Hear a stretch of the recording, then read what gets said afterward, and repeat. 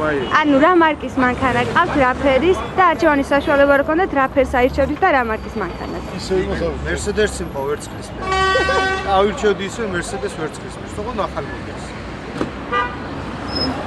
მეც ასევე. ანუ რა მარკის ავტომობილი გყავთ, რა ფერის და არჩევანის საშუალება რო გქონდათ, რომელი მარკის ავტომობილს აირჩევდით? Mercedes-ია. შავი ფერისა. ავირჩევდი ისე Mercedes-ს. ფერი?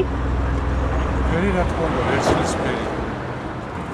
ჩვეულებრივ რაც ყავს მე მგონი ისე ავირჩევდი.